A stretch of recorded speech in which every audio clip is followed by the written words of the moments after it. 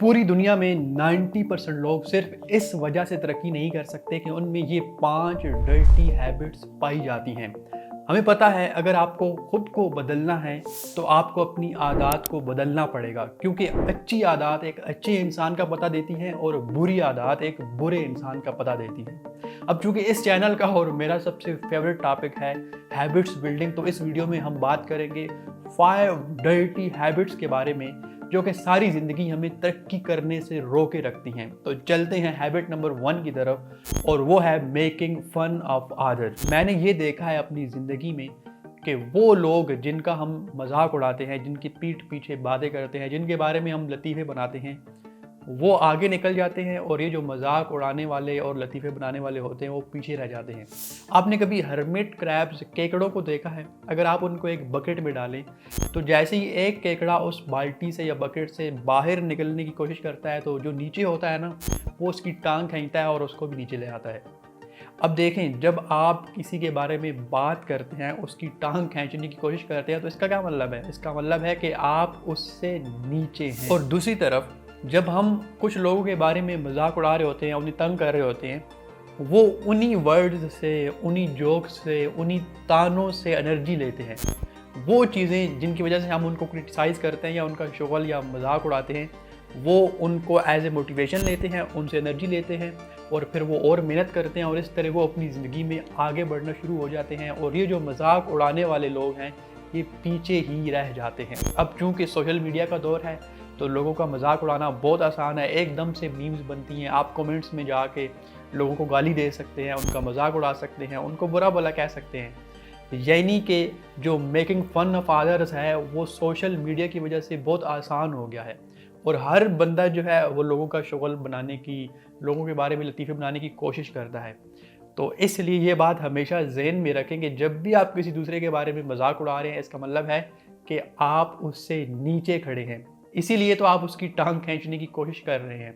तो अगली बार जब भी आप किसी का मजाक उड़ाने लगें तो एक बार ये ज़रूर सोचें कि आप उसका मजाक इसलिए उड़ा रहे हैं कि आप उससे नीचे हैं। Habit number 2, failure to accept your responsibility. अगर हम अपने माशरे पे एक नज़र दौड़ाएं ना, तो हम अपनी ज़िम्मेदारी कबूल करना नहीं चाहते। मिसाल के तौर पर अगर मैं आपसे या अपने आप से सवाल करता हूँ कि हमारा जो पाकिस्तानी सोसाइटी है ये तरक्की क्यों नहीं कर रही, तो उसका सबसे जो बेस्ट आंसर होगा वो ये होगा कि हमारे जो हुक्मरान हैं वो करप्ट हैं। कुछ कहते हैं कि फ़लाना आएगा वो निज़ाम को सही कर देगा। सब आए सब चले गए, हमारे जो मसाइल हैं वो वहीं के वहीं हैं।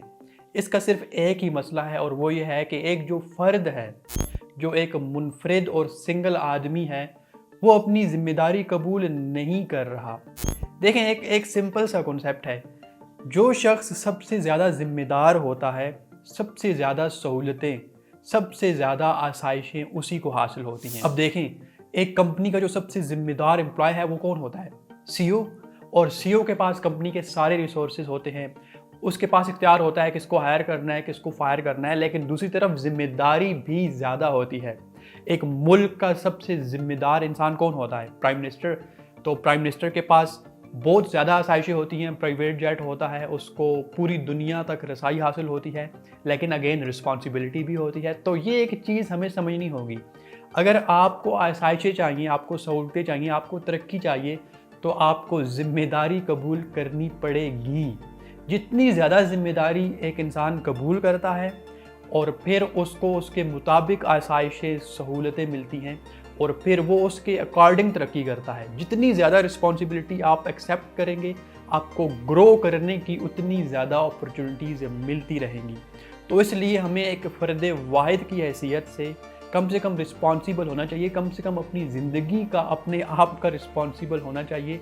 तो इस तरह हमें रिस्पॉन्सिबिलिटीज़ की वजह से अपॉर्चुनिटीज़ मिलना शुरू होगी और हम आगे बढ़ना शुरू कर देंगे। Habit number 3, running from failure. हमारी सोसाइटी में जब एक छोटा बच्चा फेल होता है किसी क्लास में तो उसको इतना ज़्यादा क्रिटिसाइज़ किया जाता है, डांट किया जाता है कि उसके दिमाग में एक इमेज बन जाता है कि अगर मैं फेल हूँगा तो माशरा मेरे साथ बहुत बुरी तरह पेश आएगा। अब होता क्या है कि जब वही बच्चा प्रैक्टिकल लाइफ में जाता है तो जब वो किसी एक सीट में फिट हो जाता है तो वो उसका कंफर्ट जोन बन जाता है। अब वो कंफर्ट जोन से बाहर नहीं निकलता। क्यों? क्योंकि उसे डर होता है कि अगर कोई नया काम किया और खुदा ना खास्ता मैं फेल हो गया तो माशरा मुझे बहुत बुरी तरह क्रिटिसाइज़ करेगा। और इसी वजह से 90% लोग अपनी सारी ज़िंदगी कंफर्ट जोन में रहते हैं, और अगर आप कंफर्ट जोन में रहेंगे तो इसका मतलब है कि आप अपनी ज़िंदगी एक एवरेज लाइफ गुजारेंगे। देखिए, वो माशरे जिनमें फ्रीडम ऑफ फेलियर होता है, वहाँ पे लोगों को ग्रोथ की ज़्यादा अपॉर्चुनिटीज़ मिलती हैं। अब देखिए, एडिसन ने कई नाकाम तजर्बे किए बल्ब बनाने के, और फिर एक कामयाब तजर्बा हुआ जिससे उसका बल्ब बना, लेकिन उस तक पहुंचने से पहले उसको बहुत सारे फेलियर्स का सामना था। अगर आप मार्क जुकरबर्ग को देखें तो उसने कई सारी ऐप्स बनाई जो ड्रॉप हुई, जो फेल हुई, और फिर उसने एक ऐप बनाई फेसबुक जो कामयाब हुई। यानी कि जिस सोसाइटी में फ्रीडम ऑफ फेलियर होगा उसी सोसाइटी के लोग ज़्यादा तरक्की करेंगे। तो हमें इस तरफ जाना चाहिए, हमें कम से कम उन लोगों को इनकरेज करना चाहिए जो कुछ करते हैं मगर फेल हो जाते हैं। खैर है, कोई बात नहीं, उन्होंने कुछ किया तो है, वो उनसे तो बेहतर है जिन्होंने कुछ भी नहीं किया। तो ट्राई करना चाहिए कि हमें फ्रीडम ऑफ फेलियर मिले, और हमारे अंडर जो लोग हैं, जो आने वाले लोग हैं, उनको भी इस बात के बारे में इनकरेज करना चाहिए कि जो फेलियर है it is a good thing. आप इससे सीखते हो, अपने जो आइडियाज़ हैं उनको कम से कम एग्जीक्यूट करें ताकि आपको नई चीज़ें सीखने को मिले, और इसी तरह आपकी जो अपॉर्चुनिटीज़ है वो भी बढ़ेंगी। Habit number 4, following the majority. अब देखें, हमारे मुआशरे में क्या होता है कि हर बंदा जो है ना वो काम करेगा जो अक्सरियत कर रही होगी।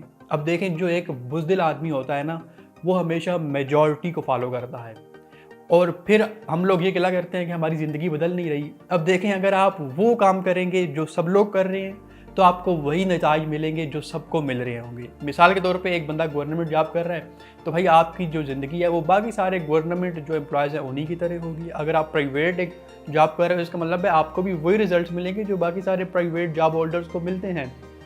अगर आपको कुछ नया चाहिए तो इसके लिए ये ज़रूरी है कि आप कुछ नया करें।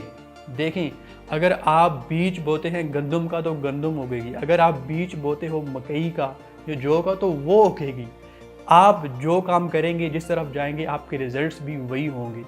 जो बहादुर लोग होते हैं वो अपनी फील्ड खुद चुनते हैं, वो हमेशा उन कामों की तरफ जाते हैं जिनमें कम लोग होते हैं, जिनमें फेलियर के चांस ज़्यादा होते हैं। जब फेलियर के चांस ज़्यादा होंगे तो मेजॉरिटी उस तरफ नहीं आएगी, लेकिन दूसरी तरफ जब फेलियर के चांस ज़्यादा होते हैं तो वहाँ पे अपॉर्चुनिटीज़ भी ज़्यादा होती हैं। आप एक बार फेल हुए, दूसरी बार, तीसरी बार, एक ना एक दिन तो आप कामयाब होंगे, लेकिन जब कामयाब होंगे तो उसके जो रिजल्ट्स होंगे वो भी मासिव होंगे। तो इसलिए हमें ये कोशिश करनी चाहिए कि जो मेजॉरिटी जिस स्ट्रीम में जा रही है उसमें ना जाएं, बल्कि माइनॉरिटी जिस स्ट्रीम में जा रही है उसमें जाएं और अपने जो ड्रीम्स हैं उनको फॉलो करें। Habit number 5, laziness and undisciplined life. मैं आपको एक मिसाल देता हूँ। अगर आप किसी शख्स के कमरे में दाखिल होते हैं और उसका जो सारा स्टफ़ है वो बिल्कुल बेतरतीब डिसऑर्डर पड़ा हुआ है तो आपके दिमाग में क्या सोच आएगी?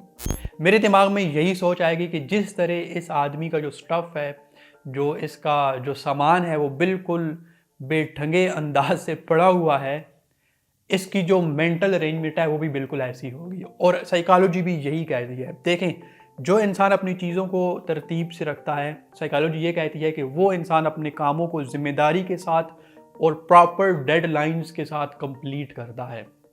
तो इसलिए जो डिसिप्लिन होता है ये ज़िंदगी में बहुत इंपॉर्टेंट होता है। पूरी दुनिया में जो माहिरीन हैं, इंक्लूडिंग आवर SSG, उनको ये बात सिखाई जाती है कि जैसे ही वो सुबह उठे तो सबसे पहला काम वो ये करें कि अपने बेड को ठीक करें। अब कई जो फौजी हैं वो इस बात पे बड़ा क्रिटिसाइज़ करते हैं फौज को कि यार ये बेड को ठीक करना क्यों ज़रूरी है। तो एक्चुअल में वहाँ पे एक साइकोलॉजिकल टर्म जो है वो उनके साथ खेली जाती है। वो इसलिए कि अगर आप उठते सार अपने बेड को सही करते हैं, उसको फिनिश करते हैं, तो इसका मतलब है कि आपने एक जो काम था उठते सार वो कंप्लीट कर दिया। अब आपके दिमाग में एक लूप बन गया कि आप हर काम को कंप्लीट करेंगे, और जैसे जैसे वो हैबिट और ज़्यादा इनग्रेव्ड होती है आपके दिमाग के अंदर, तो इस तरह आप प्रॉपर से अपने टास्क को एग्जीक्यूट करने की सलाहियत पे फोकस करते हैं और आप अपने कामों को जिम्मेदारी से सरअंजाम देने की कोशिश करते हैं। तो ये थी 5 डर्टी हैबिट्स। अगर आप ये चाहते हैं कि बुरी आदत से जान कैसे छुड़ाई जाए तो ऊपर आई बटन में एक वीडियो आ रही होगी, how to quit bad habits. बहुत इंटरेस्टिंग वीडियो है, ये आपको हेल्प करेगी कि आप बुरी आदत को छोड़ के अच्छी आदत कैसे अडॉप्ट कर सकते हैं। मिलते हैं आपसे अगली वीडियो में। अल्लाह हाफिज़।